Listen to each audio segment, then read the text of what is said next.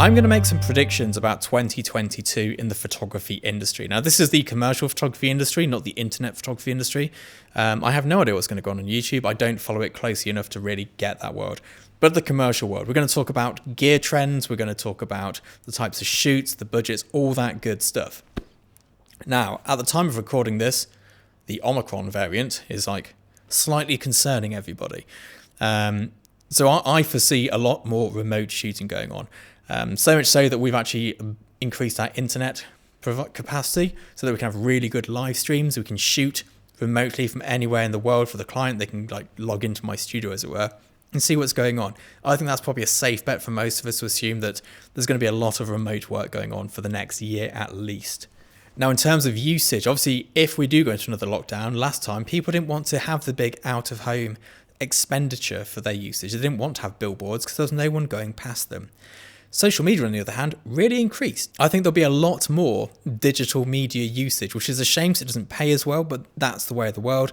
However, the digital billboards, I think because they are still out-of-home advertising, they often wrangle those in at the same time. So I do think usage is going to reduce. I also think the production costs are going to reduce because we're not going to be able to have big crews in like we did in 2018, 2017. Carrying on in this sort of world at the moment, it's going to be skeleton crews on shoots. So we're not going to have the big budget to have everybody and their dog in the studio. We're going to have to run it lean and mean and try and keep everyone safe whilst we can. Now, social media wise, Instagram, and I said I wouldn't touch on this, Instagram's changed a lot this year and it's moving to videos and reels. Instagram is the social media platform which photographers use to advertise, and we have got to adapt. We can bitch and moan about it, but it's changed, it's happened.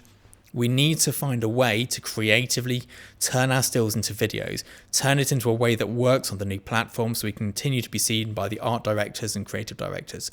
Because yes, they're on LinkedIn, but when they're in the toilet, skiving off work, they're scrolling on Instagram, so it's important to be there. So I've got a couple of like tech predictions as well to make. Now, one is with computers, and I'm not that computer literate, so this is not a techie breakdown, but the Mac M1 chips have come out.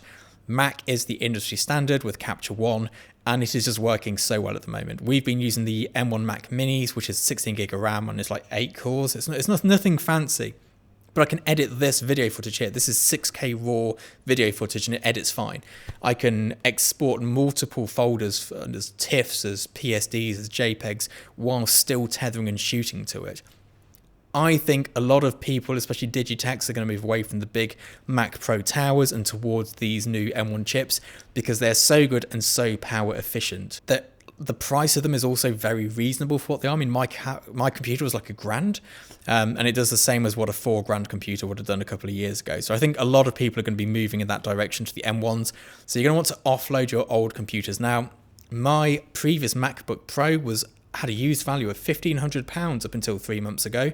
They're now selling for $400 because they are literally obsolete. So offload anything you have now before it's impossible to offload, and I'd get into that M1 system if you're a Mac user. Now, camera trend wise, I have noticed a huge shift in camera trends. Everybody is shooting pro photo lighting at the moment. That seems to be the go-to. All the rental houses are renting out the pro photo stuff. It's like gold dust trying to get hold of it at the moment, but pro photo seems to be the light of choice right now. I don't understand why. It's great lighting, but like why not any other brand? But whether it's a good marketing push, whether their sales reps have sold it to all the rental houses on a really good deal, but it's everywhere. Everyone is using pro photo. The 35mm camera of choice tends to be the Canon cameras, whether it's the mirrorless or the 5DS.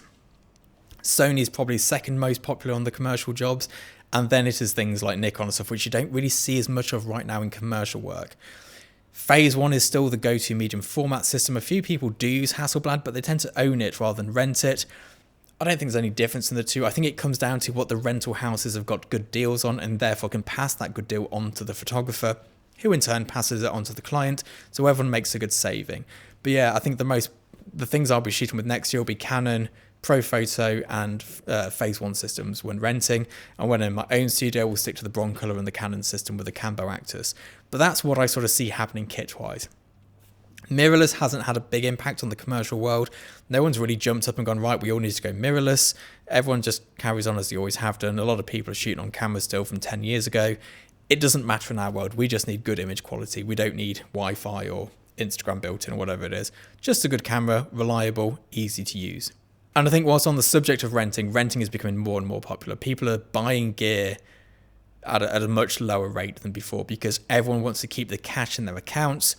They don't want to offset big amounts of cash. They want to spend lots of cash because there's so much uncertainty. We don't know when we're next going into a huge lockdown, whether things will get worse, get better. We just don't know. How can you possibly know? So being frugal at the moment is key, and renting kit for shoots rather than buying it is definitely the way forward for 2022.